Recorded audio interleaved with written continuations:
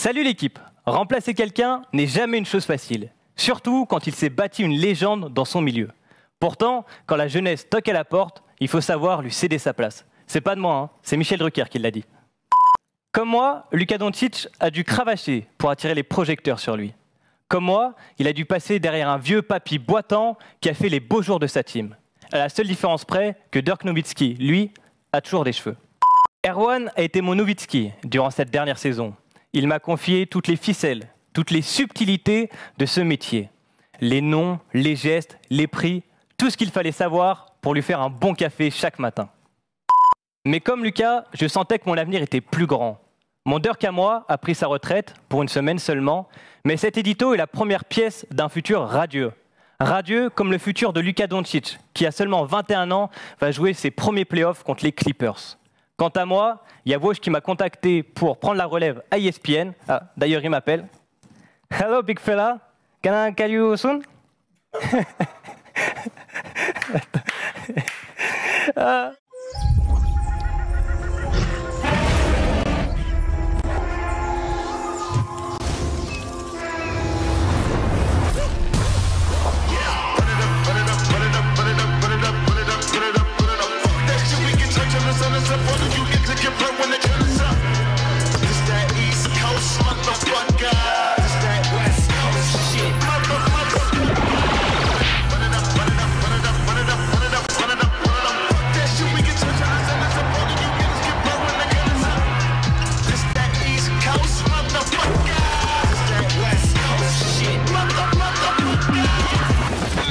Reach my peak, bring it down around me, it's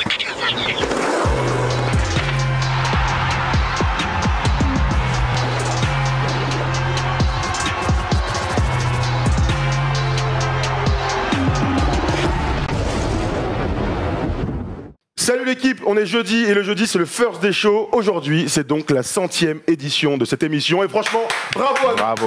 Bravo à nous. Oui, aujourd'hui je présente... Quel parcours quel parcours fantastique. Oui, on va présenter nos gars en 30 secondes. Mais avant ça, évidemment, je présente aujourd'hui Tom fait l'édito parce que Erwan n'est pas là. Erwan a des obligations. D'ailleurs, il nous a envoyé une petite vidéo. Il a l'air très malheureux, notre ami. Salut l'équipe, c'est jeudi et jeudi c'est le First Day Show et c'est la 100e en plus et malheureusement je peux pas être là et j'ai le cœur lourd mais j'ai des obligations importantes, pas très marrantes. Je suis dans la banlieue de Châteauroux et je suis en train d'essayer de vendre une 405.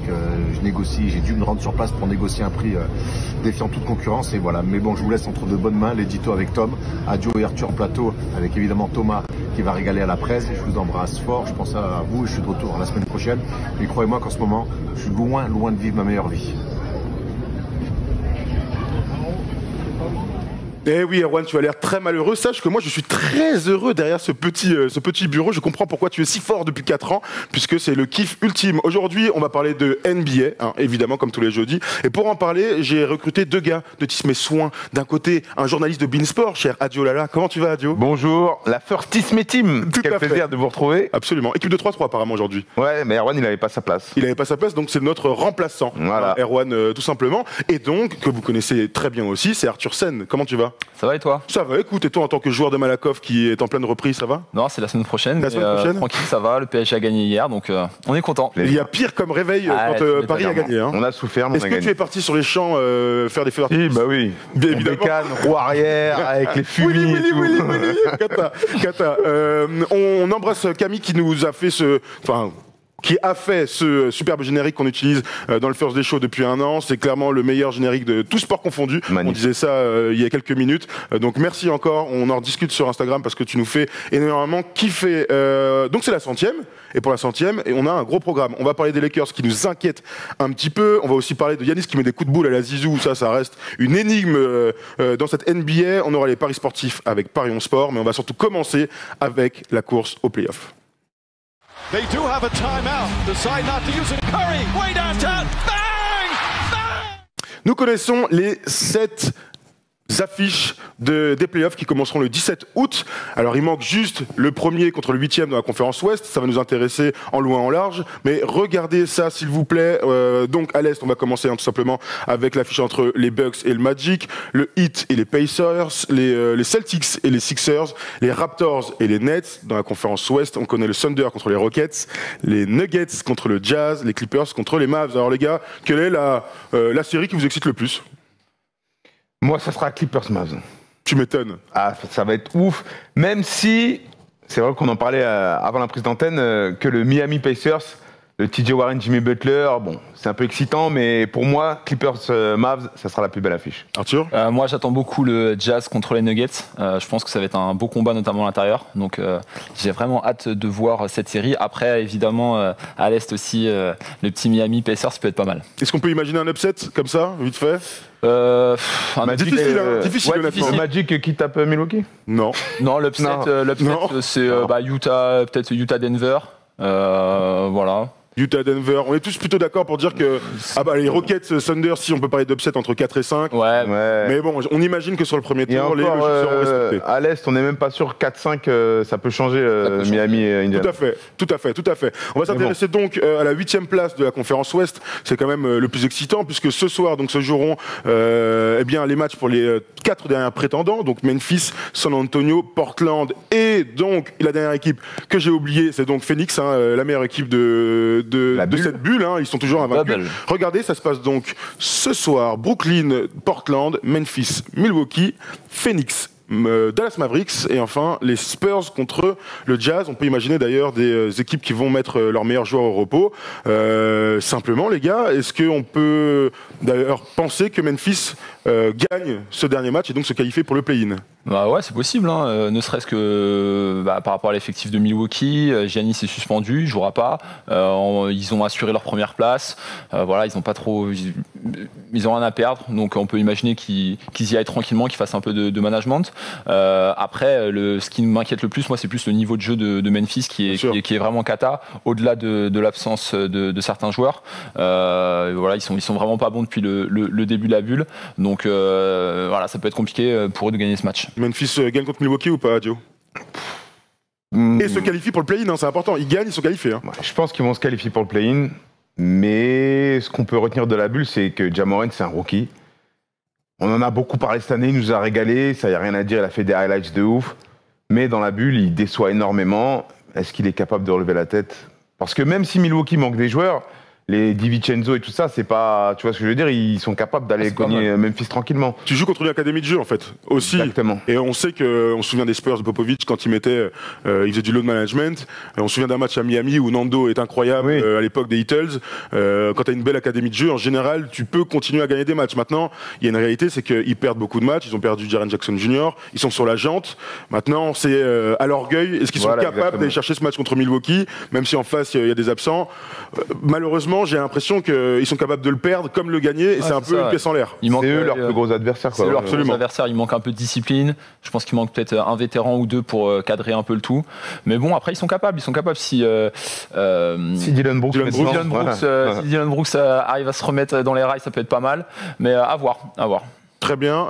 Autre match important, et ça fait partie d'ailleurs des deux meilleures équipes de cette bulle, il y a Portland et Phoenix. On parlera évidemment des Spurs qui peuvent se qualifier. D'ailleurs, c'était un peu ton prono, cher Arthur, les Spurs seront au play-in. Alors, Portland devrait normalement passer, au vu de ce qu'on a vu ces derniers jours. On est d'accord, Arthur ? Ils sont qualifiés déjà. Ah, comment ça ? Pour le play-in. Oui, excuse-moi, Portland, oui, pardon. Oui. Ouais, Portland, c'est la grosse cote. Voilà, quand on les voit jouer, on n'a vraiment pas l'impression que c'est une équipe qui se bat pour la 8e place. Ils ont récupéré Nurkic. Après, je pense que le confinement, ça leur a fait du bien. On se rappelle qu'il y avait Damian Lillard qui était blessé juste avant le All-Star Game. Voilà, typiquement 2-3 mois pour se remettre bien physiquement, c'est pas mal. Ils ont récupéré Nurkic. Voilà, il y a des jeunes joueurs qui éclosent, comme il s'appelle, Gary Trent Jr. qui fait une superbe fin de saison. Donc voilà, c'est la grosse cote. Avec ce niveau de jeu là, effectivement, c'est pas un seed numéro 8 ou une équipe qui galère pour se qualifier. Donc on va pas se mentir, on a tous envie de les voir jouer les Lakers. En tout cas, c'est la plus belle affiche. Lakers Blazers, sans manquer de respect à Memphis qui fait une très belle saison et Phoenix qui fait depuis le restart un truc magnifique. A priori, Portland, ils vont aller la chercher cette 8e place. Ce serait la plus belle affiche, de jouer contre Portland pour les Lakers. Après, moi, ça me ferait mal de voir Memphis. La saison et des 65 matchs qui ont été joués avant, de pas les voir récompensés par une qualification, parce que voilà, c'est vrai que Ja Morant, il commence à faire un petit peu n'importe quoi. Comme je disais, il manque un peu de discipline. Mais ce qu'ils ont proposé toute l'année dans cette conférence, après le sport est ingrat. Le sport est ingrat. C'est exactement ça. Tu as dit que Portland, le confinement, ça leur a fait du bien. Je pense que Memphis, à contrario, ils ont perdu le rythme. Ils ont perdu le fil. Et bon, Jaren Jackson Jr., ça fait mal, mais je pense qu'ils vont quand même se qualifier, mais perdre contre les Blazers. Absolument. Alors, petite déclaration de notre ami Damian Lillard, on va rester sur lui, puisque c'est l'homme des derniers jours. Il n'y a rien que je ne veuille plus. Je vous l'ai dit, quand je suis arrivé ici, quand je ne suis pas là pour perdre mon temps, le travail n'est pas encore terminé. Vous savez pourquoi je suis là. Et effectivement, lui, son but à Damian Lillard, c'est de se qualifier en play-off. Il a lâché un match à 51, puis, il y a quelques jours, un match à 61. Extraordinaire. 51, tout à fait. Damian Lillard, avec Devin Booker d'ailleurs, sont les deux meilleurs joueurs. On peut faire le débat qui est MVP de la bulle. Écoute, on le fera dans les news, puisqu'il y aura, il y a un trophée qui sera remis pour le MVP de la saison régulière de la bulle sur 8 matchs. Mais Damian Lillard, quand on voit ses stats, quand on voit son niveau de jeu, ça reste un mec quand même hors norme. Une Kaira. C'est une Kaira, il régale. C'est incroyable. Ce bif avec Pat Beverly, moi, il m'a régalé. Après, ça a pris un petit peu d'expansion sur les réseaux, mais moi... Tes familles aussi. Et c'est Damian Lillard, comme l'année dernière, quand il chute sur la tête de Paul George, c'est l'un des joueurs les plus clutch de la NBA. Il est là dans les moments chauds, quand on a besoin de lui, il est là. Il a peur de rien. Voilà, c'est comme tu dis, c'est une Kaira. Il déçoit jamais, franchement, il déçoit jamais. Les deux lancers francs, voilà, il a répondu tout de suite. C'est un joueur qui fait plaisir, c'est pour ça qu'on regarde le basket, c'est pour voir ce genre de joueurs-là, qui ont du répondant, qui sont capables de, même au-delà du basket, sur les déclarations, sur sa loyauté avec Portland, le fait qu'il soit bien là-bas. Franchement, ça fait kiffer. Des joueurs comme ça fait kiffer. Il y avait une ère ces derniers temps qui a été aussi initiée un peu par LeBron, de voir les superstars bouger, etc. Ça a été suivi par KD. Lui, il est complètement à contrario, il est fidèle à ça, et franchement, ça fait plaisir. Il n'y a pas que ça, parce que l'ère de LeBron, c'est aussi l'ère des copains-copains. C'est l'ère de boat, c'est-à-dire que, ok, on est les meilleurs joueurs de la ligue, mais on est potes. Et c'est vrai que, et c'est pour ça aussi que les plus vieux d'entre nous disent tout le temps que les années 90 sont trop bien, parce qu'il y a de réelles rivalités. On pense évidemment à Jordan, à Isaiah Thomas, par exemple. Et grâce à Damian Lillard, on retrouve un peu ce type de relation entre les joueurs, c'est-à-dire que, mais gros, en fait, on n'est pas potes. Moi, je suis là pour te casser la gueule. On va faire ça avec Pat Beverly ou Paul George ou Russell Westbrook pour Damian Lillard. Et c'est pour ça qu'on l'aime. Tu dis que c'est une Kaira, mais parce qu'il n'a pas peur d'aller dans la confrontation directe, en fait, avec les autres joueurs, même les meilleurs joueurs de la ligue. Je suis complètement d'accord avec ce que tu dis. C'est une carrière en smoking parce que même si il n'a pas de potes, il respecte. Il a énormément de respect pour ses pairs. Il a énormément de respect pour ses adversaires, ses coéquipiers. C'est franchement un exemple à suivre et c'est louable. Le fait qu'il soit resté à Portland, c'est clairement louable. Respect my fucking name. On l'a vu crier. Il régale. En fait, c'est une série. C'est un soap opera. Autre équipe qu'on aimerait voir dans ce play-in. En tout cas, moi, c'est mon souhait le plus cher parce qu'au vu de leur bulle, ils mériteraient d'avoir une place samedi d'ailleurs. D'ailleurs, samedi, j'en profite pour le placer. Mais samedi, on sera en direct. Le match est à 20h30. On n'a pas encore l'affiche. Évidemment, se jouera ce soir. Mais samedi, 20h30. Pendant le match de Lyon, malheureusement, on suivra sur Twitch, sur notre chaîne Twitch, ce petit match en plateau tranquille entre copains pour justement voir qui gagnera sa place à la qualification en play-off ou justement gagnera un autre match dimanche. Donc l'autre équipe dont je veux parler absolument, c'est les Suns, puisque Devin Booker lui aussi est dans la forme de sa vie, il nous régale, ils sont à 7-0 et en fait ils se sont donné les chances d'espérer un play-in alors qu'au début ils avaient 0,2 chance. 0,2 chance de se qualifier. Non, ils se sont donné les chances. Est-ce que eux, ils y croyaient vraiment ou tu vois, c'est la dynamique, les premières victoires qui ont fait. Tu vois, je pense que c'est un peu des deux. Je pense un des deux. Après, moi, je pense que Phoenix, tu vois, le fait d'avoir autant taffé dans cette bulle-là, c'est déjà une victoire. Tu vois, ils peuvent commencer à bâtir sur ça dès l'année prochaine, même s'ils se qualifient pas pour les playoffs. Tu vois, là, ce qu'ils ont construit, la confiance que gagnent tous ces joueurs-là, l'expérience, mine de rien, le fait de voir Bridges qui taffe, qui est titulaire à la place de, comment il s'appelle le métis là? De Kelly Oubre Jr. Kelly Oubre Jr. Tu vois, pour moi, ils ont pas des garanties, mais ils partent sur de très bonnes bases pour la saison prochaine. Et je pense que les fans des Suns, ils peuvent être contents. Tu vois, même s'il n'y a pas les qualifications, même s'ils perdent au play-in, franchement, ça sera déjà ça de gagner. Parce qu'on se rappellera énormément de fans des Suns. Il y en a forcément. Ceux qui ont grandi avec Stinas, Barclay, écoute, il doit y en avoir. Avec Boris Dio. Vrai respect pour Phoenix qu'ils font. S'ils font à 8-0, c'est exceptionnel. C'est exceptionnel. Bah, c'est exceptionnel, mais pour le coup, ça ne leur donne pas forcément le ticket qualificatif. Ah, oui. Et c'est aussi ça qui est dingue quand même dans cette course. Ils partent de tellement loin. Ouais, voilà, ils partent de très loin. Regarde le classement encore une fois. Hein. Portland est donc 8e absolument, avec un bilan de 5-2, il leur reste un match. Memphis est descendu 9e. Phoenix et donc San Antonio qui a toutes ses chances de se qualifier. Enfin, toutes ses chances. Ils ont autant de chances que les autres. Arthur, tu me disais que pour toi, San Antonio, c'était entre guillemets ta grosse cote et que tu les voyais 9e. Non, c'est pas ce que je t'ai dit. Si, c'est exactement. Tu m'as dit qu'ils allaient gagner ce soir. Et que Memphis allait perdre. Je t'ai dit qu'ils allaient gagner et que Memphis allait perdre. Non, mais pareil, tu vois, on n'en parle pas trop de San Antonio, mais mine de rien, c'est pas mal ce qu'ils font. J'ai bien aimé White qui a fait tu vois, qui joue très bien. DeRozan qui arrive à trouver quand même un peu de régularité. Et effectivement, un petit peu comme toutes les équipes, pour toutes les équipes, ça serait récompenser ces beaux matchs que de les voir, ne serait-ce que pour le play-in. Donc écoute, à voir. Pareil. San Antonio, en play-in ou pas?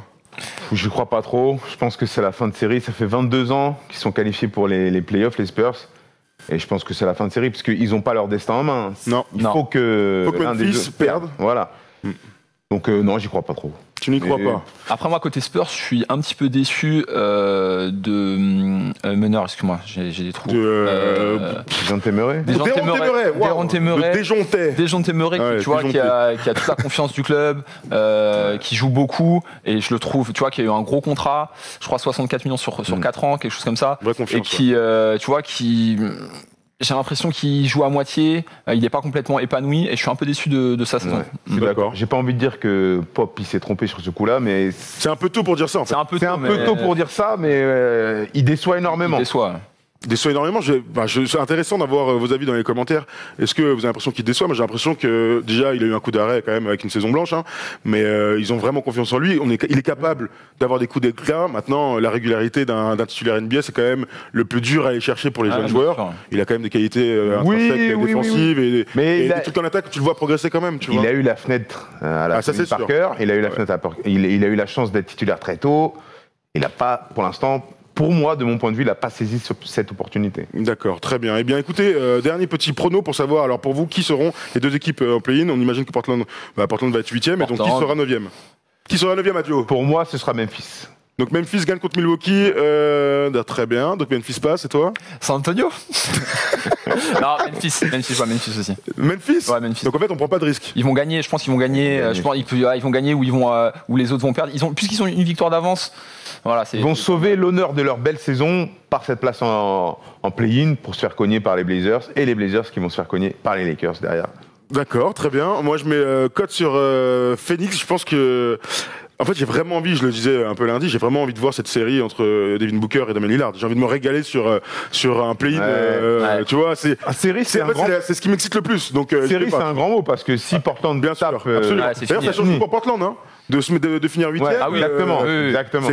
C'est quand même très intéressant. Tu peux me remettre vite fait le calendrier de ce soir, et s'il te plaît, et ensuite on pourra passer à autre chose, justement au pari sportif du soir. Mais moi, je vois bien quand même les Mavs mettre tout le monde au repos et donc Phoenix gagner. Je vois bien les Spurs gagner contre le Jazz avec tout le monde au repos, et je vois Memphis chier dans la colle et perdre contre les Bucks, même si Giannis et autres sont absents.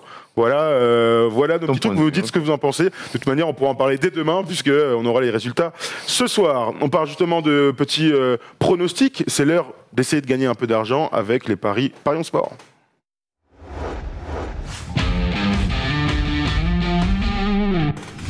C'est l'heure de gagner quelques pépettes, chers amis, avec Parions Sport. On vous a préparé 2 trucs aujourd'hui, un combi et aussi un loto basket à jouer absolument aujourd'hui, puisque c'est pour les matchs de ce soir. Et on vous donnera aussi le vainqueur du t-shirt des Blazers.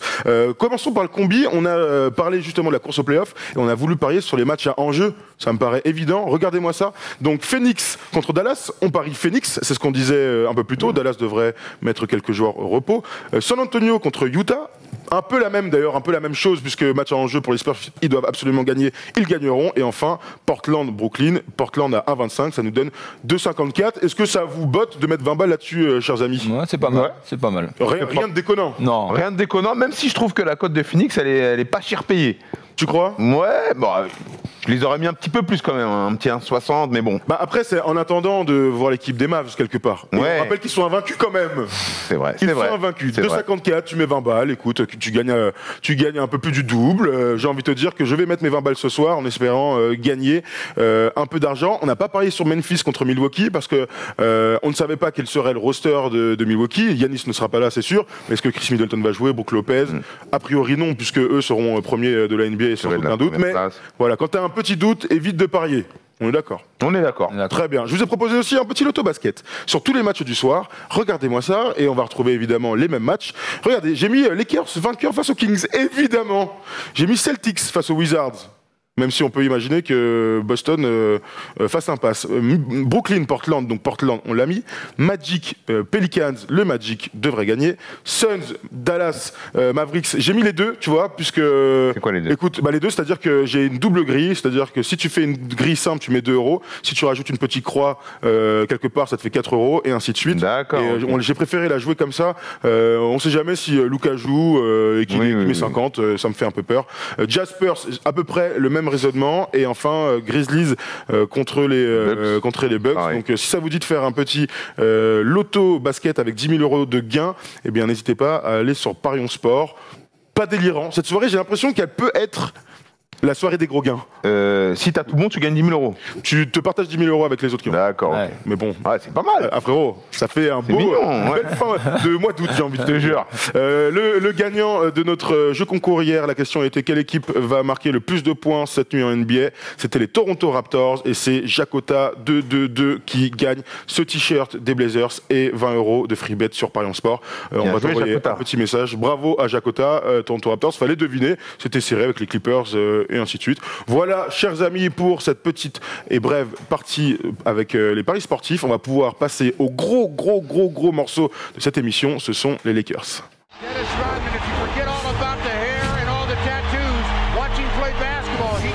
Il était très important de parler des Lakers juste avant les playoffs, puisque les Lakers, après avoir remporté 2 victoires sur les 3 premiers matchs et avoir accédé aux playoffs avec la première place de la conférence Ouest, eh bien, ils nous ont un peu inquiétés avec 3 défaites d'affilée et beaucoup d'interrogations. Le bilan est donc de 3-4 avec un rating offensif catastrophique, le dernier de cette bulle NBA. En défense, ça va un peu mieux. Alors la question, je te la pose d'abord à toi, Arthur. Est-ce que tu es inquiet pour ces playoffs, enfin pour ces Lakers en playoffs? Non, je ne suis pas inquiet. Et alors?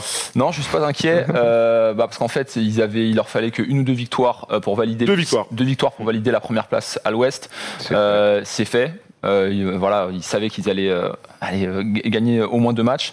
Voilà, je pense qu'ils ont quand même, ils ont des certitudes, ils ont l'expérience avec LeBron James, ils ont le talent avec Anthony Davis, Kyle Kuzma et le reste. Et voilà, je pense qu'il faut pas trop s'inquiéter de ce bilan qui est négatif, parce qu'en fait, c'est dur de gérer ton jeu, de gérer ton effectif quand tu sais que tu vas être qualifié, que tu n'as pas envie de te fatiguer, t'as pas envie de prendre de risques de blessures, etc. Quand tu es sûr que tu es premier, voilà. Ils n'ont pas tous ces risques à prendre, donc pour moi rien d'alarmant. Voilà, ils vont pouvoir se mettre en mode playoff sans trop de difficultés. Donc moi j'ai pas de doute dessus. Pas inquiet, Arthur, toi, Dio? Comme Arthur, je trouve qu'il a bien expliqué. Je trouve que le mot inquiet, il est un peu fort. On est déçu, certes, mais inquiet, non. Et LeBron, il a déclaré que dans l'état d'esprit, c'était pas en mode playoff.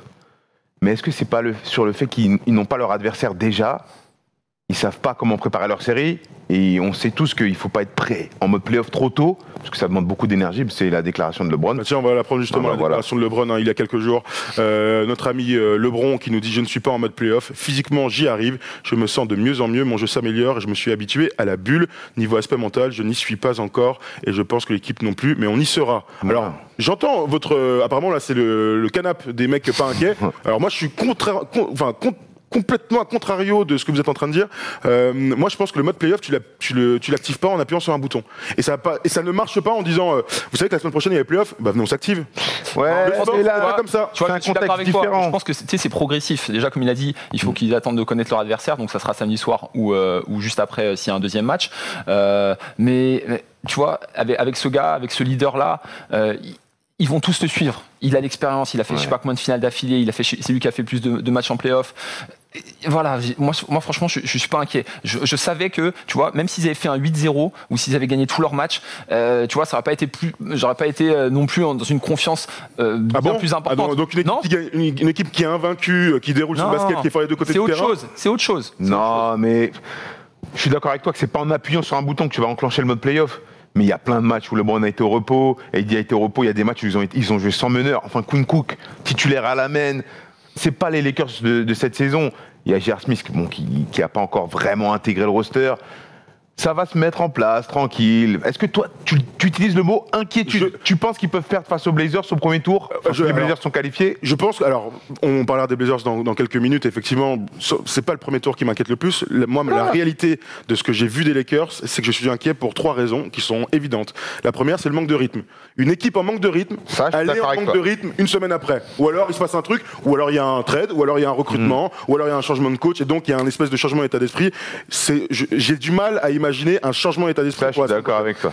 Autre chose, c'est qu'une équipe qui va bien, c'est l'équipe qui déroule dans le jeu et qui a une académie plutôt propre. Et donc, ça veut dire une équipe qui roule en attaque. Quand tu es 22e meilleure attaque sur la bulle, alors que tu es censé être top 5, ou allez, on va dire même top 10 si tu veux, si tu es un peu en rouage, eh bien, tu vois, regarde, quand je vois ce tableau, 104 points donc en brut, et au rating aussi ils sont derniers, 42% au tir ils sont derniers, 28% à 3 points ils sont derniers. Oui, je vous dis pas, c'est pas comme s'ils étaient milieu de tableau et là je serais pas ils sont cata en attaque. Ils étaient assurés d'être premiers. La stat des 104 points inscrits, ce qui est faible, tu vois en fait, regarde, quand LeBron il mène le ballon, le jeu ça va à 2 tensions, donc forcément il y a moins de possession, forcément il y a moins de points. Oui mais ils sont aussi pas bons en rating, hein. Là on a mais ils sont pas bons en rating aussi, donc ça ne change rien à notre affaire. Ils étaient déjà qualifiés, il y a une atmosphère un petit peu de Summer League, même si moi je kiffe un peu ce qui s'est passé dans la bulle, ça nous a permis de voir les matchs tôt, ça nous a permis de voir beaucoup de matchs. J'ai plutôt kiffé l'atmosphère de la bulle, c'est différent, c'est des rosters au repos, les stars sont au repos, tu joues pas vraiment les vraies équipes. Je te dis, Quinn Cook à la main, moi je sais plus, j'ai commenté le match contre Houston. Bon tu sens qu'il était en panique. Voilà, c'est pas les vrais Lakers. Ils étaient déjà qualifiés. Mais alors, du coup, si c'est pas les vrais Lakers, pourquoi on n'est pas inquiet? Parce que donc je reprends mes 3 points. Manque de rythme, une attaque catastrophique, et il y a un autre truc moi qui m'inquiète énormément, et c'est vrai que tu as raison, c'est cette espèce d'ambiance Summer League. Moi, le match contre Denver, où les titulaires de Denver sont mis sur le repos, tu gagnes en galère, alors que tous les meilleurs joueurs sont sur le terrain. Effectivement, Kyle Kuzma fait un gros match et met un buzzer, presque buzzer beater, un game winner de très haut niveau. La célébration dans les vestiaires, je fais mais attendez. En fait, c'est le PSG. Non. C'est-à-dire qu'on célèbre de la merde. Non, on célèbre de la merde. Non. On célèbre de la merde. Ça m'a fait penser à quoi? À Phoenix qui célèbre les 70 points de Devin Booker dans une défaite. Ça m'a fait penser à ça. Vous êtes sérieux ou quoi, les gars? Moi, tu vois, pour moi, la célébration, je sais pas comment toi tu l'as perçu. Moi, c'était plus par rapport à Kuzma. Voilà. C'est un gars, il est pas trop en confiance. Et tu sais que ce genre de match, pour lui, à l'aube des playoffs, c'est quelque chose qui va lui donner une énergie incroyable. Donc, je pense qu'ils étaient tous contents pour lui parce que c'est un vrai gars. Et puis voilà, il était un peu dans le doute. Moi, je pense que c'est plus pour ça. Exactement, je suis complètement d'accord. Et d'ailleurs, chapeau à Frank Vogel qui donne le dernier ballon à Kyle Kuzma. C'est vrai, un système magnifique. Hein. Voilà, exactement. Et ça, c'est la bulle. Dans le 5 d'ailleurs pour ce match-là. Et oui, et ça lui a permis de prendre confiance, comme a dit Arthur. C'est parfait. Je pense que les Lakers, ils vont renfiler leur maillot de favori. Et petit à petit, ils vont monter en puissance. Je te dis pas qu'ils vont mettre un 4-0 aux Blazers, mais ils vont monter en puissance et tu vas retrouver les Lakers de cette saison où le combo AD LeBron, ça déroule. Le Kuzma en 3e meilleur scoreur, ça marche. T'as les seconds couteaux, les Dwight Howard qui font le boulot, Javel McGee, ils vont intégrer J.R. Smith.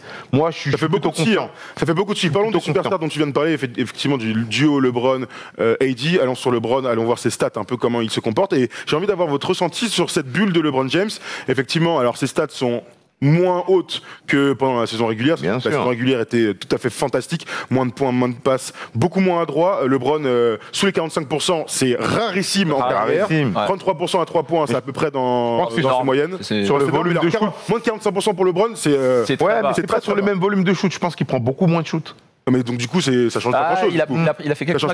Bon, il est pas en mais c'est juste que, tu vois, comme je te disais, toujours la même chose. Moi, franchement, regarder les Lakers, pour moi, c'était horrible. Moi aussi. Parce que il met la balle, il est toujours les jambes toutes droites, il perd plein de ballons, il s'en fout, il joue. Et tout ce qu'on déteste voir chez LeBron, quand il va doucement et qui prend des risques incroyables pour pas grand-chose au final. Donc moi, je te dis, attendons les playoffs. J'ai vraiment confiance. Je pense que ça va le faire. La semaine prochaine. Non, moi je trouve trouve que c'est le mot inquiet. Tu me dis déçu, je suis avec toi. Mais déçu, inquiet, c'est fort. Déçu, c'est un avis inquiet. Ça veut dire que, attendez, je vois les forces en présence. Je vois effectivement LeBron qui n'a plus 20 ans. LeBron, en fait, LeBron, c'est une valeur sûre et j'ai du mal à être inquiet quant aux performances de LeBron. Je suis d'accord avec toi. Même si il m'inquiète, mais en tout cas, parfois, je le trouve en dilettante. J'active pas le mode des playoffs. Frérot, n'hésite pas à l'activer quand même un tout petit peu avant pour te mettre dedans, parce que t'es pas à l'abri d'une mauvaise surprise. Malheureusement, le basket, c'est pas le fait d'un homme. Et vaut mieux avoir quand même tous tes role-players au top. Parlons d'Anthony Davis, lui de son côté, qui lui aussi entre le haut et le bas, enfin le très très haut et parfois le plutôt mauvais. Regardons les stats, lui aussi plutôt en baisse, mais ça s'explique par les temps de jeu, par une reprise, mais encore une fois, pourcentage plutôt bas pour notre ami Anthony Davis à 3 points. Je pense pas que ce soit à 3 points, ça doit être au global.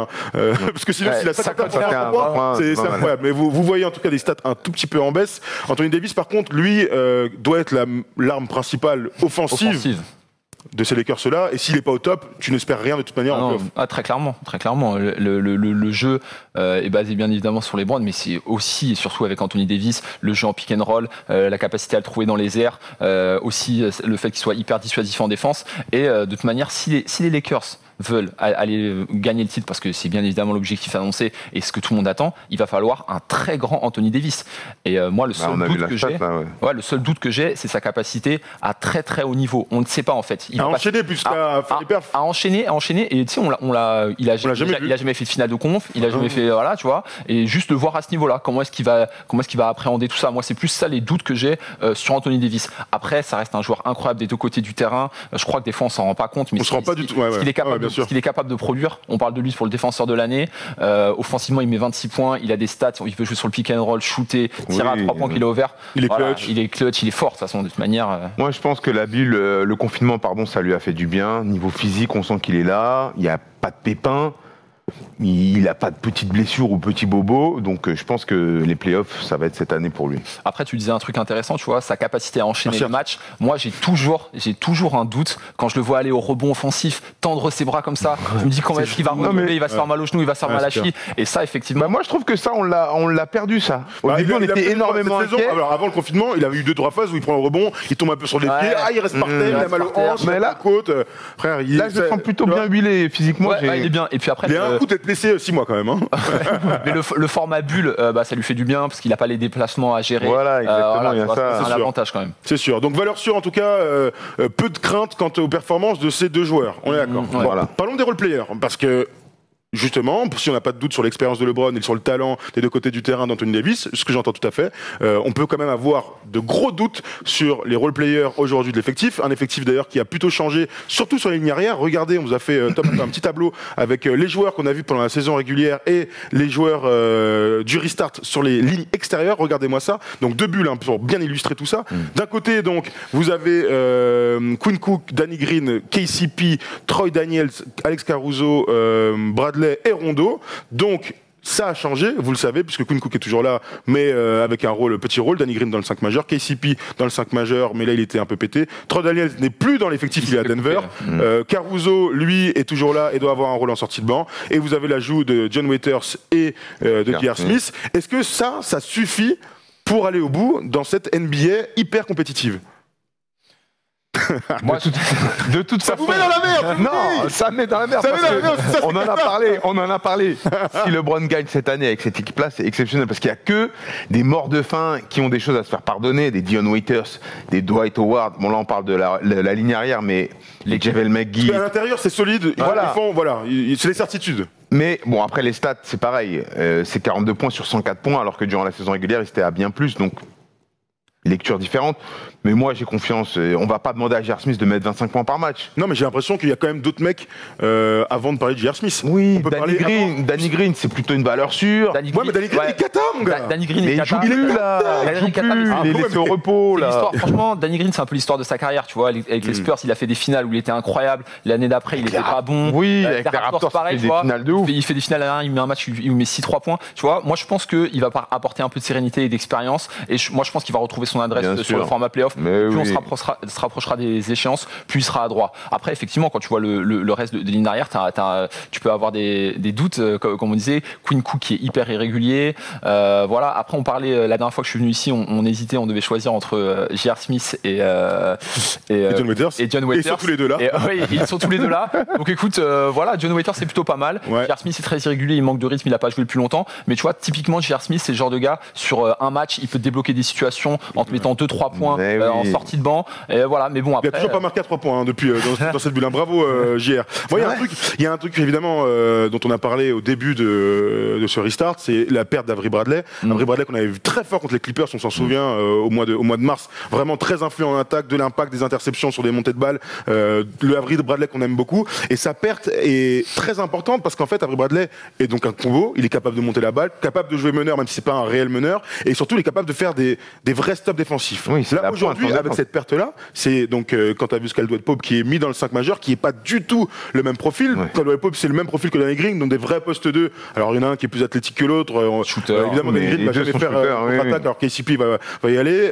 KCP a été très bon d'ailleurs pendant la saison régulière, mais tu perds un peu un homme de banc. Moi ce qui m'inquiète c'est que au vu du 5 majeur qu'on connaît aujourd'hui, donc avec KCP et Danny Green, LeBron est le seul créateur pour les autres du 5. C'est le seul, voire c'est le seul créateur pour les autres de l'effectif complet. Rajon Rondo, tant qu'il ne revient pas, tu n'as pas un autre mec balle en main capable de prendre des pick and roll, même si il ne fait pas kiffer, c'est son profil. John Waiters fait de très bonnes choses, balle en main, sur du 1 contre 1, du pick and roll, on l'a vu vraiment à son aise. Il n'est pas dans la gestion non plus. Mais il n'est pas dans la gestion. Et moi, c'est une réelle crainte, c'était ma crainte avant le confinement, c'est-à-dire que je pensais que les Lakers allaient se faire sortir par les Clippers parce qu'à un moment donné, quand tu as Reggie Jackson, Pat Beverley, Lou Williams, Paul George et Kawhi, t'as des mecs qui sont capables de prendre la balle ça et de trucs. Alors que les Lakers n'ont pas ça. Ils n'ont que LeBron. Caruso est capable, mais Caruso doit être très bon pour avoir de l'impact. Et moi, c'est ça mon inquiétude aussi, c'est qu'ils ne mettent pas dedans sur ce restart. Et ils ont toujours ce gros déficit de création après LeBron.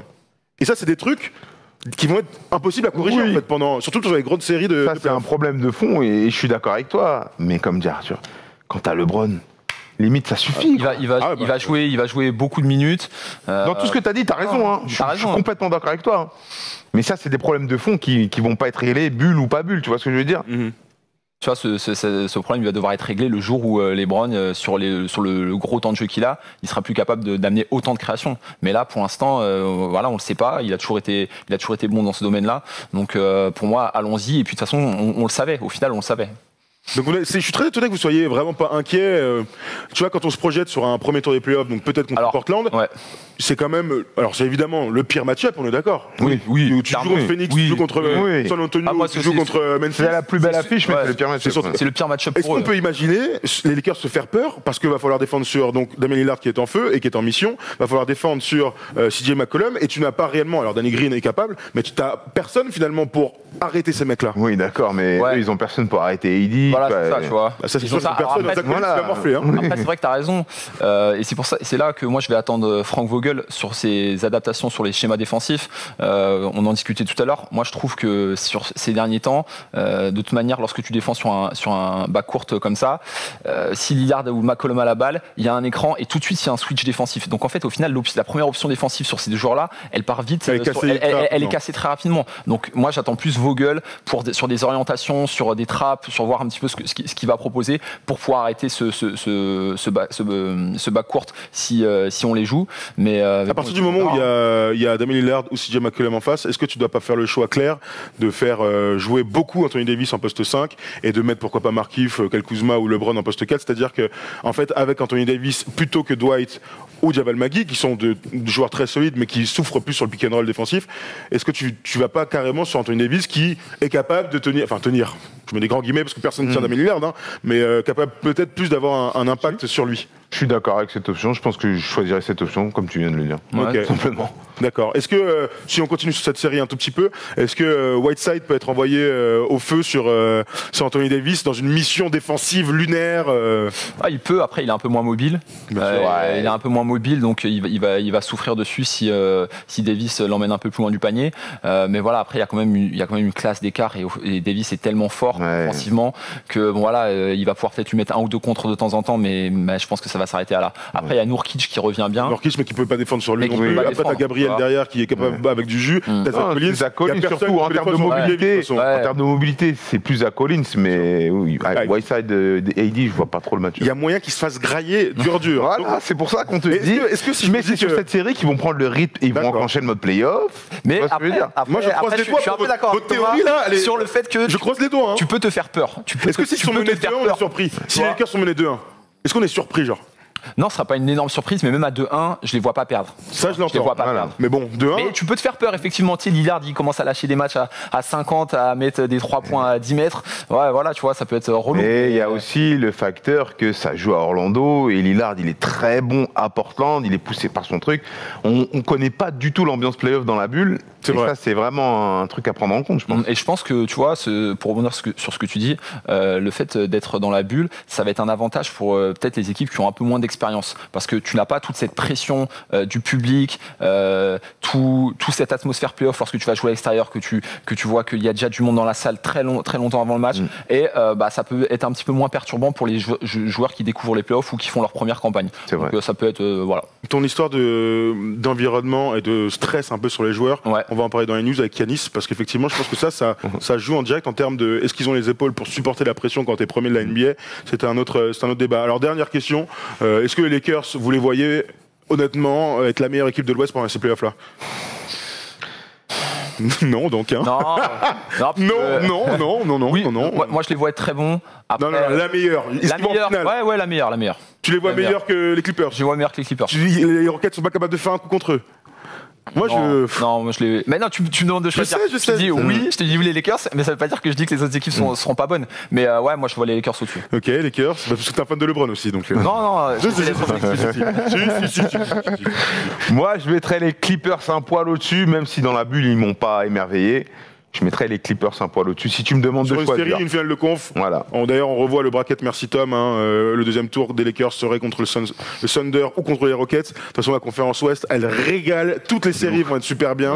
C'est très difficile de donner des favoris dans tout ça, mais on rêve tous d'une finale de conférence Clippers. Enfin, on rêve tous, sauf les fans des autres équipes, évidemment. Mais nous, en tant que fans de NBA au global et des Lakers, on rêve d'une finale de conférence Los Angeles, pour voir qui est le boss entre Kawhi et LeBron. En fait, tout simplement. On aura le temps d'en reparler puisque les playoffs commencent la semaine prochaine. Nous, on sera en direct, je répète, sur Twitch pour ce play-in entre Portland et qui d'autre, nous ne savons pas. On sera demain à 20h30 sur Twitch en même temps que le match de Lyon. On pourra d'ailleurs faire un double header. Si Lyon va en finale s'il va en prolongation contre City, et peut-être qu'on pourra commenter ça aussi. On va passer tout de suite aux news puisqu'il y a pas mal de choses à dire, les amis. 4 seconds, down to 3. Hart steps back, fires, and On parlait de Giannis. Giannis a mis un coup de boule. Vous l'avez tous vu hier. On n'a pas compris son mot Wagner. Alors, est-ce qu'il y a un bif entre les Grecs et les Allemands? Peut-être. Regardez quand même cette action au ralenti qui n'est pas passée en direct à la télé. Ils étaient sur autre chose. Et puis finalement, tout le monde a fait waouh. Ça m'a fait penser à Thierry Gilardi avec Zizou contre l'Italie. C'est-à-dire qu'on fait mais qu'est-ce qu'il fait? Qu'est-ce qu'il nous fait? Qu'est-ce que tu fais, Giannis? Comment on explique un mouvement une réaction comme ça de Giannis? On l'a jamais vu mettre de coups de boule, évidemment, mais même de coups. C'est un gars. C'est bizarre. C'est un gars qui respire la sérénité, qui est tranquille. Je sais pas, il a pété un câble. Je sais pas. Après, on sait pas ce qu'il se dit. Peut-être que l'autre est un peu insolent. Je sais pas. Mais... Moi, j'ai eu l'ITV. On a écouté l'ITV dans NBA Extra. Giannis dit que dès le début du match, ils lui ont rentré dedans et que c'était la goutte d'eau. Il a rien contre Mo Wagner, mais il en a marre de se prendre des coups. Je sais pas s'il veut s'acheter une image de thug, je sais pas. C'est inexplicable. Quoi. En tout cas, je comprends pas du tout. Pas très malin à ce moment-là. Je comprends pas du tout ce geste et. Tu vois, j'ai regardé le match, moi. Donc ça, c'est le tout début du deuxième quart-temps, donc ça arrive super vite. En fait, Mo Wagner, quand il est sur le terrain, il passe sa vie à se mettre. Tu sais, l'autre il pénètre avec ses longues jambes, il se met devant. Tu vois, alors parfois. Mais ça fout la haine. On est tous d'accord. On a fait au basket, mais on sait très bien que ça fout la haine. Gros, il est là. Maintenant, t'es le MVP en titre. T'es une star. C'est Mo Wagner. T'es le premier de la NBA. C'est Mo Wagner en face. C'est Washington, ils sont déjà éliminés. Le roster, il est cataclysmique. Bois de l'eau sur le côté, dis vas-y, fais ton show, vas-y. Tu dois garder ton sang-froid. Et là, je dis pas que ça met une mauvaise image à Giannis. Il a encore une très bonne image et c'est très bien. Mais c'est un petit accro vilain. Et voilà, c'est que ça. Mais il faut pas que ça se répète. Et tant mieux que ça se passe dans la bulle et pas en play-off. Mais c'est très très vilain. Non mais ouais. Il y a deux choses. Surtout après, ça met en doute un peu l'objectivité et l'impartialité de la NBA à donner des sanctions lorsque tu vois qu'ils font un match forcément le dernier match de la saison. Alors qu'il n'avait même pas le joué, limite. Alors qu'il n'avait même pas le joué, tu vois, c'est plus moi je pense qu'il met plus la NBA dans la merde en faisant ça par rapport à ce que je viens de dire. Mais il méritait quoi, 3 matchs pour toi? Ouais, 3 matchs en saison, c'est au moins 3 matchs. Clairement. Au moins. Attends, peut-être clair. Mais si c'est Mo Wagner qui manque peut-être à Giannis, si c'est Mo Wagner qui manque peut-être à Giannis, il est banni.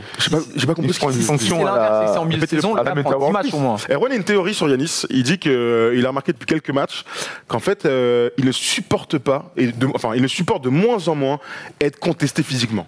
Il ne supporte plus la fignole et donc, ça c'est une réaction claire à un mec qui en a marre, certes, de se faire prendre des coups, ça fait partie du jeu de prendre des coups contre une star, mais ça entraîne lui rentrer dans la tête. Moi j'ai une autre théorie, et on en parlait tout à l'heure, j'ai l'impression que les Bucks sont en train de se mettre la pression.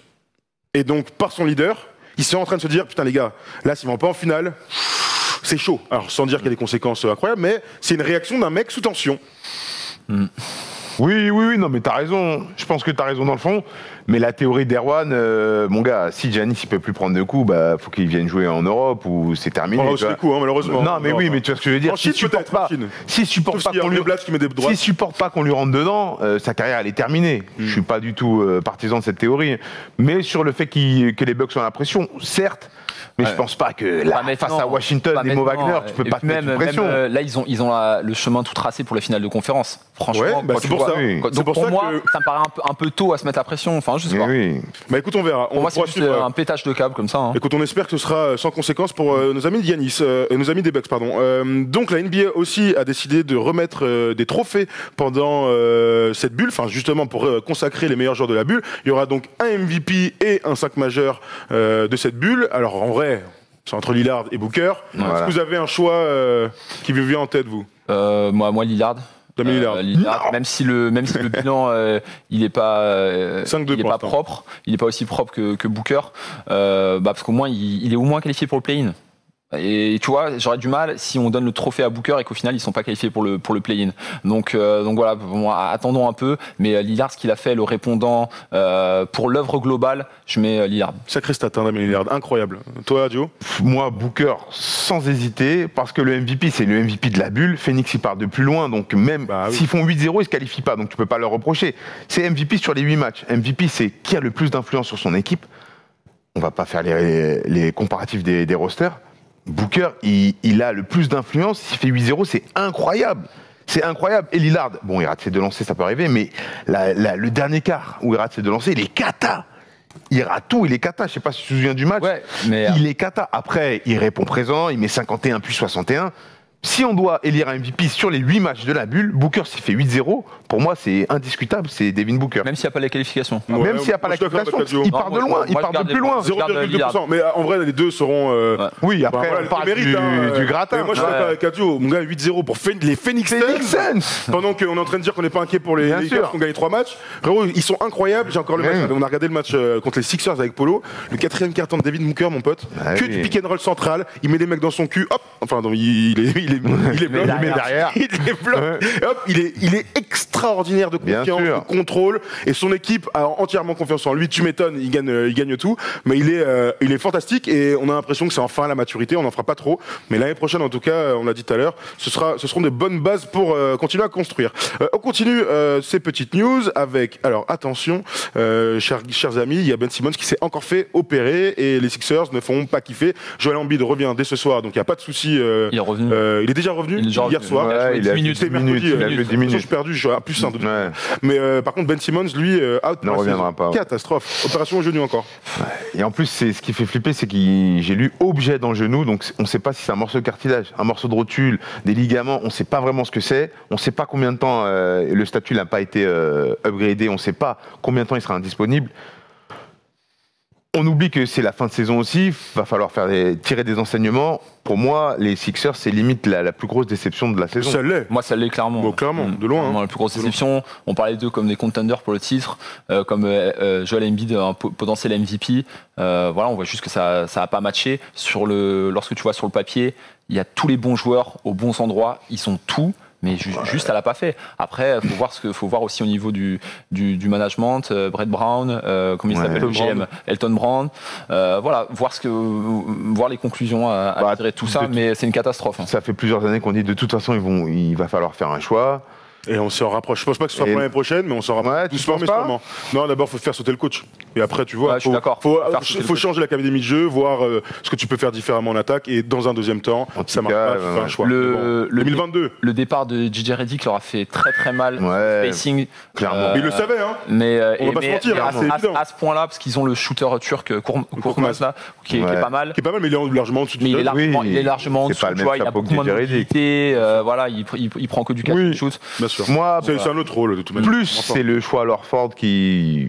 Si cher en plus. Ouais. Si cher, absolument. Dernière petite news, les Nets ont une shortlist pour leur futur coach. On se souvient qu'Kenny Atkinson a été cut juste avant, en fin de saison, enfin pendant le confinement, je sais même plus. Regardons donc ces 4 petits coachs qui ont été choisis par les Nets. Il y a quelques surprises, il y a même des anciens de la maison. N'hésite pas, vas-y, je t'entends, mon cher Tom, tranquillement, en toute tranquillité. Est-ce que Jason Kidd est toujours dans la shortlist? Est-ce que Jason Kidd est toujours dans la shortlist? Le tableau a disparu. Jason Kidd est toujours dans la shortlist. Merci de me mettre une photo de Jason Kidd. Est-ce que Jason Kidd pourrait revenir du côté de Brooklyn? Ce serait pas incroyable? Ça serait incroyable. Pour moi, je pense pas. Hein. C'est bizarre, quoi. Faire ça serait bizarre. Pourquoi pas? Ouais, pourquoi pas. Il a une cote, il a toujours sa cote. Il a sa cote, mais après, moi, quand je vois ça, je me pose pourquoi ils ont viré Kenny Atkinson. Tu vois, au final, on sait toujours pas. Donc bon, voilà, c'est une question à laquelle on essayait de répondre il y a un petit moment. Jason Kidd, après, ça va être plus trouver quelqu'un qui va pouvoir gérer les deux spécimens que sont Kevin Durant et Kyrie Irving. Surtout Kyrie Irving. Après, Kevin Durant, je crois qu'avec le recul, on se rend compte que c'est un sacré personnage, bien évidemment, au-delà du talent. Et voilà, il va falloir trouver quelqu'un. Van Gundy, je crois, ça fait 20 ans qu'il n'a pas coaché, ça va être chaud. Et tout le monde rêve de lui, le fameux Jeff. Tout le monde rêve de lui, mais lui, je crois qu'il est bien en commentaire. Il doit prendre autant d'argent. C'est clair. Et après, Tyronn Lue, si c'est Tyronn Lue, on l'attendra pas sur des schémas tactiques hyper détaillés. Et il n'aura pas le droit d'apprendre l'anglais. Mais il aura qu'à dire. Mais plus, plus sur la gestion des joueurs. Et après, ça l'a fait en 2016 avec Cleveland. Pourquoi pas en 2021. C'est qui le 4e nom? Parce que là, je suis en train de chercher mon 4e nom. Parce que là, visiblement, tu vois ce que je veux dire. Par contre, il y avait un truc sur les Nets qui était important à dire, c'est que notre ami Timothée Luwawu-Cabarrot régale. Il enchaîne le match à plus de 20 points. Il régale, c'est Ime Udoka. Donc merci Tom. Ime Udoka, donc lui aussi venu des Spurs, qui a une très belle cote. Il a failli prendre aussi les équipes l'été dernier. Donc Ime Udoka, pourquoi pas. Ce sera intéressant de suivre ce petit choix. Voilà pour les news, les gars. On a beaucoup parlé de basket. Il est temps peut-être un peu de s'amuser puisque c'est l'heure du quiz avec Tom.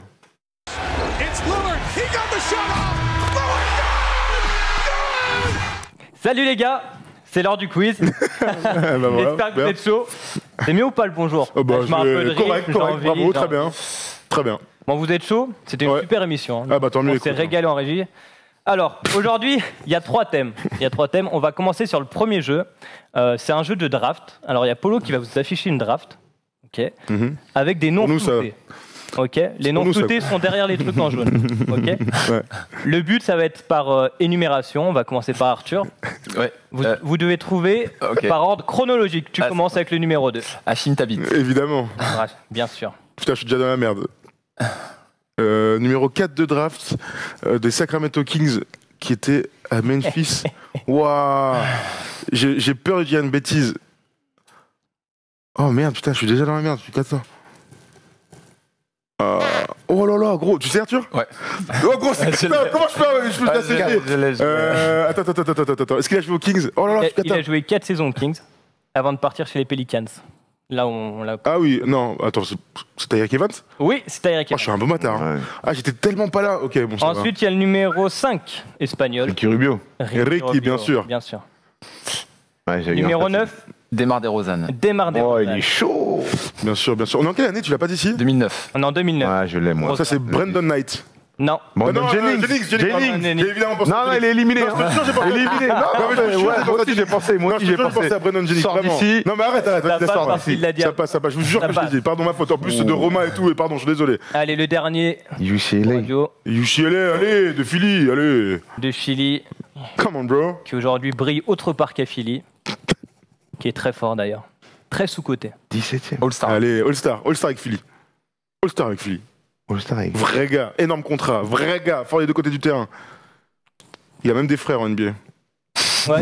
Merde. Je sais pas. Mais si, il a 2 frères en NBA, ouais. 2 frères en NBA. Bah, c'est perdu pour radio. Ah bah là, Ouais. les gars. C'était Jero Holiday. Je roule l'idée, j'ai dit Holiday. Ah, Jero c'est Holiday. ça, ouais. Ah T'es en ouais. vacances, ouais. Ouais, on voit les réponses. On Bien passe, sûr. T'es avec Evan, j'avais oublié, j'avais pas compris qu'on était en 2009 en fait. on passe à la deuxième draft. Pour... Allez, vas-y. Il a été All-Star, je roule l'idée. Ouais, avec Philly. Ok, bah, à toi de commencer. Draft de 2014. Adieu, à toi de commencer. Allez, Adio, tu commences. Come on, bro. Les gars, On commence avec le numéro 2. Allez, vas-y, tu peux le faire. Come on. Faut s'y replonger, mais il est lourd ce jeu. Hein. D'ailleurs, qui a été fait dans Roue Libre. Attends. L'émission vélo fait par Polo, entre autres. Mais Joseph a fait ça, c'était très bien. Ouais, Une très bonne idée. poste 3-4, qui s'est souvent blessé. Allez, tu peux l'avoir. Non, mais celui-là, je dois 5 l'avoir. secondes, 5 C'est secondes. Incroyable. 5 Attends. secondes. Allez, 5 secondes. 3-4, qui s'est souvent blessé Anthony, oui. Éliminé. Il faut un nom. Je l'ai pas. Tant pis. Tant pis. Ah, vas-y, Arthur. Ingram. Oh, Jabari Parker. Oh, j'ai gagné. Jabari Parker. J'ai Oh, gagné. J'ai gagné. J'ai pas regardé Milwaukee. Ah ouais, tu sais qu'en fait, il faut vraiment que tu Ouais. me dises les années. Non, Parce c'est que pas ça. Il a au-delà raison, même il y a du Je genre- t'ai dit 2014 Il a au dit début. Il a T'as dit quoi, toi? Brennan Graham? Ouais, Ingram. Ah, t'es un bon bâtard. On va continuer. Tu Ok. donnes le point, mais on continue. On Vas-y, continue on- avec Ok, les on quatre. continue. Numéro 4, c'est Aaron Gordon. Oui. Ok, Oui, 5 bien, pour toi, bien. vas-y. Numéro 6. Oklahoma State. Un mec qui a pas bougé depuis Ouais. 2014. Il est à Boston. Ouais. Marcus Smart. Marcus Oui. Smart. Super. Cette dame, je la connais par cœur, je crois. Numéro 12. Un Croate. Andalou FS. Oui, tu l'as. Qui est, Ah, non, parce que. Allez, tu peux l'avoir, tu peux l'avoir. qui est dans la bulle.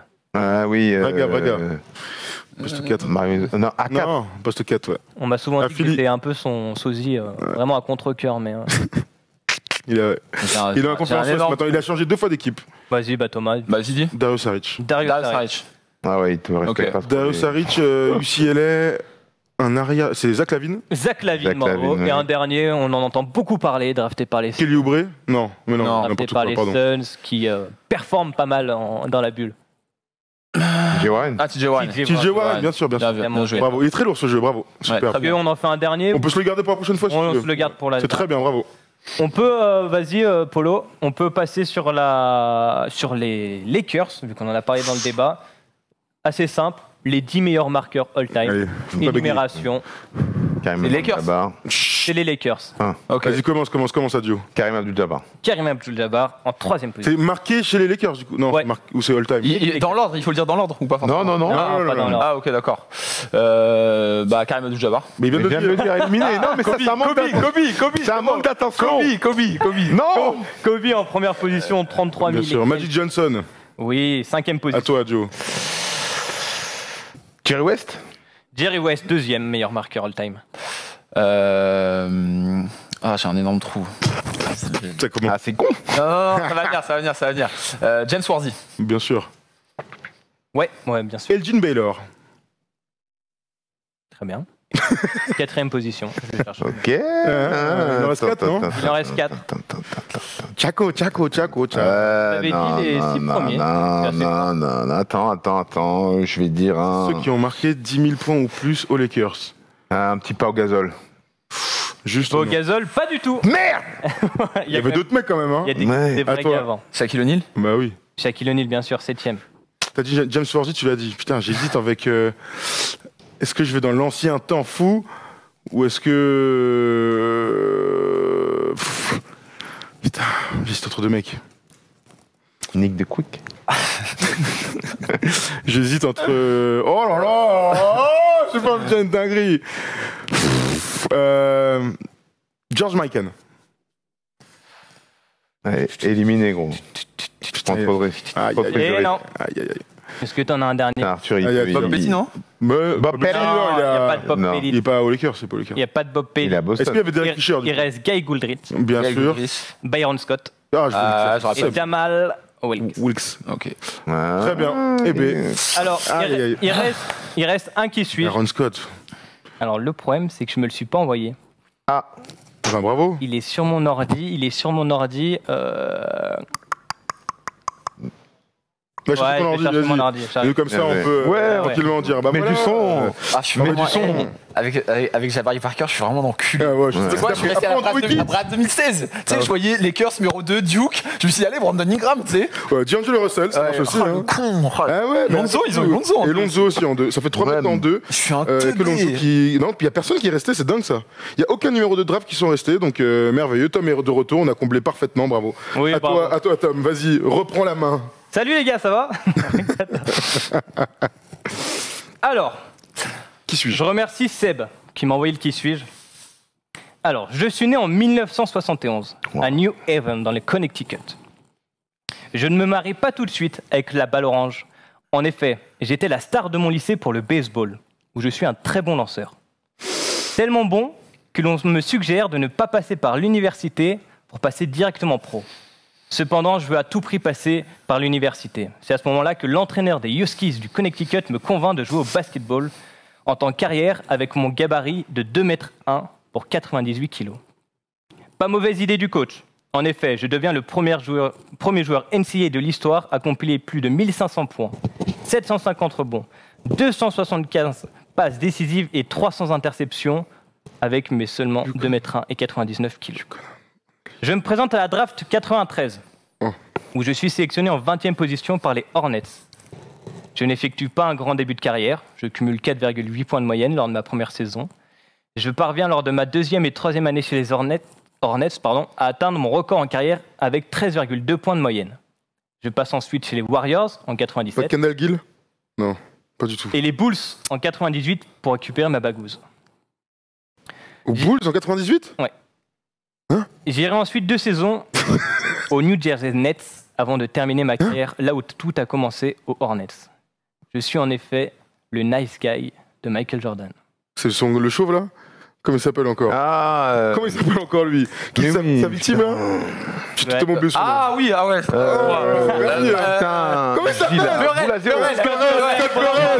Scott Burrell. Scott Burrell. Le sosie d'Arthur, hein, évidemment. Non, il est pas simple, on le voit dans The Last Dance. J'aurais jamais dit ce nom. Scott Burrell. Il a joué qu'une saison à Chicago. Bah, il a pris sa bague. Hein. Il se fait bien victimiser à Je Paris pensais au qu'il début. était là. rookie, moi, à Chicago. Ah bah, en tout cas, il le fait Non, passer pour un rookie. Hein. je pense qu'il honnête, était rookie, là. il fait une vraie carrière à l'université, mais après, c'est vrai que Scott Burrell. ça tombe en berne. Ouais, Prends cher, hein. C'était un bon lanceur. Bravo Arthur, tu remportes le quiz. Bravo. C'est mérité. Bravo. Tu C'est beau. remportes donc le quiz de la 100e émission. C'est exceptionnel. Il n'y a pas un cadeau. Vous n'avez pas un cadeau lourd. On a un trophée qui Voilà. arrive. Tiens, tu es fan des Warriors, ça fait Voilà, une casquette si tu veux. Es-tu fan des Warriors? Merci, Tom. t'es super. Mais quand même, il gagne en disant Karim Abdul-Jabbar, alors que je viens de le dire. Ouais, c'est vrai. Ouais, mais tu t'avais dit d'autres noms. tu vois. Ouais. Non, Karim C'est vrai Abdul-Jabbar. qu'Alio était bon joueur. Ouais. Donne-lui la Ouais, mais casquette. bon, je suis fair play, allez. C'est vrai. Bravo en tout cas les gars, vous nous avez régalé. Merci à tous. C'était une super 100e. On embrasse évidemment Erwan et sa maman puisqu'elle fête ses 60 ans aujourd'hui. Bisous, Bravo, madame. bravo, À votre Tomé. fête. Bisous. Bravo. Vous êtes un merveilleux fils. Bravo. Merci. Bien élevé, poli. Tempéré surtout. Tempéré.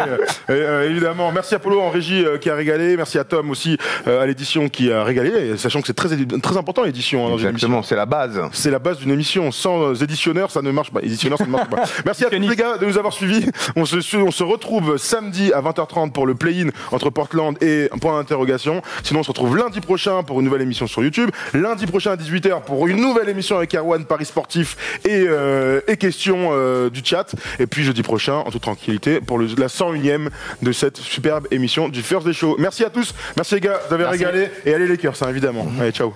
Allez, bravo. Au revoir.